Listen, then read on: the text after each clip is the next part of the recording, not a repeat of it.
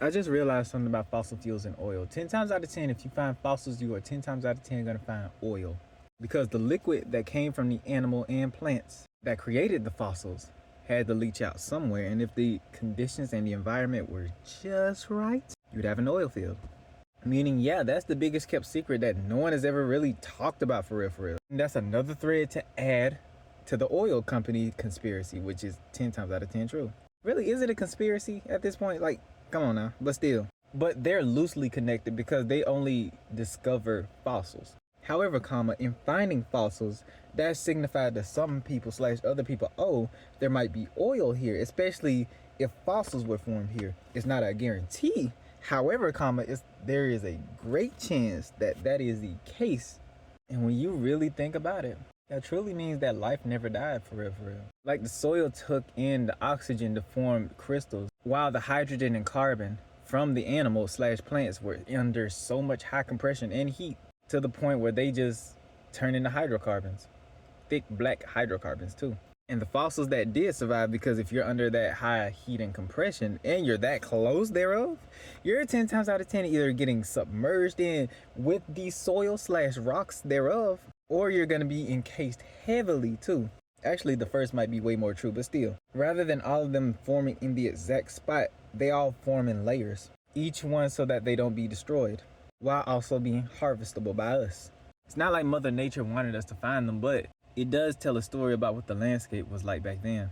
Meaning, has anyone ever really correlated to how much hydrocarbons are in a specific area in comparison to how many dinosaur and plant fossils were found there? Like, has anyone ever just thought about, like, like this could have easily have been a rainforest region, and this could have easily been a desert. This could have easily been the Antarctic.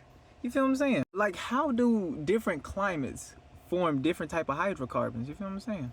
Because me personally, something as small as a simple temperature change could be catastrophic, especially in forming hydrocarbons. Because again, you truly don't know how many types of hydrocarbons were being formed in a single environment, and how many were concentrated in the ground thereof, how many leaked out, how many just decomposed and fed the soil instead of being compressed by via rock. You feel what I'm saying? There is a story here. There is a story no one has really talked about. Like, why?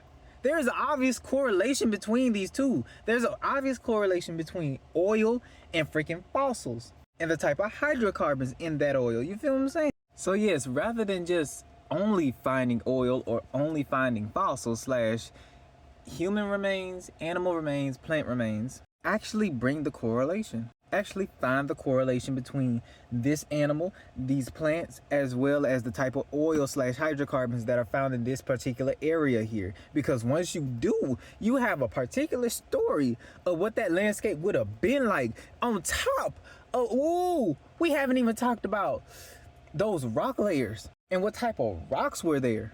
Or more specifically, how old that land was. When you combine that with the rest of what we talked about here, you get a clearer story of how that landscape could have been, and probably could map out where the most nutrient-dense plants were. You could probably find where the most nutrient-dense plants and animals were located. Because sometimes you can just find pools and clusters of oil in a single spot, but no animal remains. Weird, isn't it? And again, easy example of why you don't see fossils is probably because they couldn't handle the pressure. Like, it could literally be as simple as that. They just couldn't handle the pressure when they were in conglomeration with oil. And for some of those fossils, some of those hydrocarbons could have easily seeped into the freaking soil while the fossil rock layer stayed, allowing us to harvest them years later. Like, dang, this is kind of anticlimactic. In figuring out how oil and fossils are related, we figured out not only how to pinpoint the exact place that had the most nutrients in that particular area or space, we also can paint a prettier picture of how that entire ecosystem could have been like based on the oil thereof, because there were more than just animals there. Remember, we have plant mass there too that added to the overall oil / hydrocarbon count. And when you take that into consideration, that there were way more plants than animals, yeah, don't you think, like, you feel what I'm saying? Don't you think that you could map out the entire prehistoric landscape like that?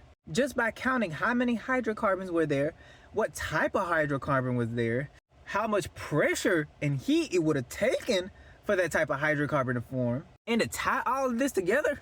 What type of output? Ooh, wait a minute. Which place was the safe havens, or had the most beautiful plants, or had the most beautiful things that could bring the most nutrients? Because if we look at it, we could really just go to that single spot and be like, a big freaking tree or a whole rainforest could have been here, or something that was so nutrient dense that was here. But because of what happened in the past, it got compressed and heated so much to the point where it turned into hydrocarbons. And because of that, we got oil.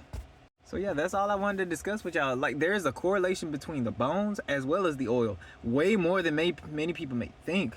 555 as I'm saying this, man. Sheesh. Because whether you like it or not, those two are tied to the prehistory that we have on this freaking planet.